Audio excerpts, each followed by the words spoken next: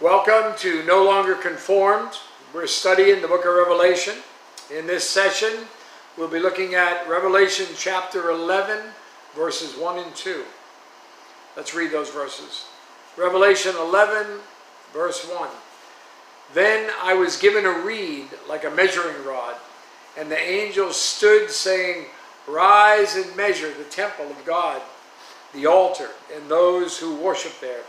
But leave out the court which is outside the temple, and do not measure it, for it has been given to the Gentiles, and they will tread the holy city underfoot for 42 months. These are two of the most exciting verses for Christians today. The temple in Jerusalem must be rebuilt. Well, why? Well, go to 2 Thessalonians chapter 2, verses 3 and 4. Let no man deceive you by any means, for that day shall not come, except there come a falling away first, and that man of sin be revealed, the son of perdition, who opposes and exalteth himself above all that is called God, or that is worshipped, so that he as God sitteth in the temple of God, showing himself that he is God. Matthew chapter 24, verse 15. When ye shall see the abomination of desolation, spoken of by Daniel the prophet, stand in the holy place. Whoso readeth, let him understand. Understand what? Well, Daniel chapter 9, verse 27. For he shall confirm the covenant with many for 1 week, and in the midst of the week he shall cause the sacrifice and the oblation to cease, and for the overspreading of abominations he shall make it desolate, even until the consummation, and that determined shall be poured out upon the desolate. Well, let's stop here and get a little bit of history at this point.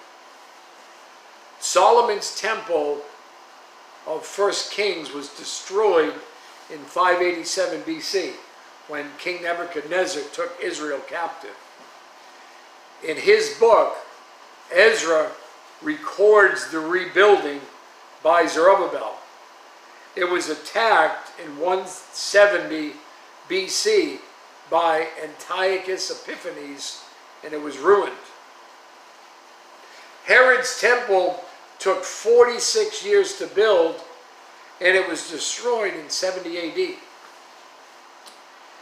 Jesus prophesied the destruction in Matthew 24:2. And Jesus said to them, "See ye not all these things? Verily I say unto you, there shall not be left here one stone upon another that shall not be thrown down." There is no temple standing in Jerusalem today. The Dome of the Rock, the Mosque of Omar, is on the Temple Mount. For 2,000 years, many Jews, Muslims, and Christians have been slaughtered in attempts to control this particular piece of real estate. But the temple will be rebuilt during the tribulation. When is the time of the Gentiles? Well, Jerusalem was under Gentile rule from 587 BC until 1948 AD. Ezekiel 36, verse 24. For I will take you from among the heathen and gather you out of all countries and will bring you into your own land. And that occurred in 1948, when after World War II, many Jews just poured into Israel, and then Israel was supported as its own nation by the United Nations. Yet even today, Jewish rule is hindered because of the Muslim Dome of the Rock, Mosque of Omar. there were 2 temples in Israel's past, and there are 2 temples in the nation's future. One that's built during the peace of the first 3.5 years of the tribulation, that's referenced in that passage in 2 Thessalonians chapter 2, verse 4, and the other during the millennium, prophesied of in Ezekiel chapter 40, verses, well, in that chapter and forward. John enters the vision in Revelation chapter 11 and verse 1 in our passage. He's given a reed like a measuring rod. And this reed grew in the Jordan Valley. It was hollow and bamboo-like. It grew in many cases to be some 15 to 20 feet long. The reed was used by Ezekiel to measure the millennial temple. The one that he used was 9 feet long. It was 6 cubits. A cubit was 18 inches, 1.5 feet. Ezekiel chapter 40, verse 3 and verse 5, it says, "He took me there, and behold, there was a man whose appearance was like the appearance of bronze. He had a line of flax and a measuring rod in his hand, and he stood in the gateway. Now there was a wall all around the outside of the temple. In the man's hand was a measuring rod, 6 cubits long, each being a cubit and a handbreadth. And he measured the width of the wall structure, 1 rod, and the height, 1 rod. Measuring the temple signified God's ownership of it. This marks the beginning of the Great Tribulation during the last 3.5 years. That 42 months of trampling that happens from the midpoint to the end of the tribulation. Rise and measure everything within the temple court, but not the outer court. See, the temple, which equals the holy place and the holy of holies, the bronze altar of sacrifice and the worshipers. Who are the worshipers? Well, believing Jews of the tribulation and the priests who served at the temple. God is giving assurance that he will take care of those who faithfully worship him in those days. But the outer courts, the outer court of the Gentiles was rejected. Why?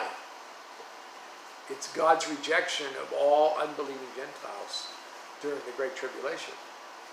They will oppose God's covenant people and trample the city of Jerusalem.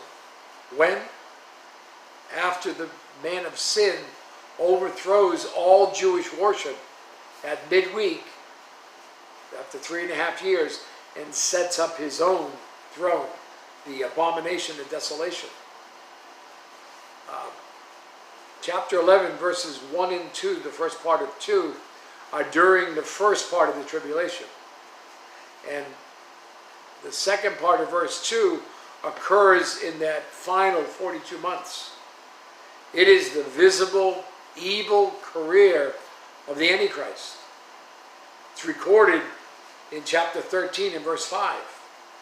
And God protects the Jews in the wilderness at that time. Chapter 13, verse 5, he was given a mouth speaking great things and blasphemies, and he was given authority to continue for 42 months. That's second 3.5 years. Chapter 12, verse 6 and verse 14, it says, "Then the woman fled into the wilderness, where she has a place prepared by God that they should feed her there 1,260 days. But the woman was given 2 wings of a great eagle, that she might fly into the wilderness to her place, where she is nourished for a time and times and half a time from the presence of the serpent." So remember 2 important principles as we continue this book. First of all, God is fully aware of all that's going on. Nothing is escaping him. And second, God himself sets limits on the persecution. God is fully in control. Satan is allowed to do things. He's given authority, but there's limits to it, and it's God who's given him the authority, that limited authority. You have a great day.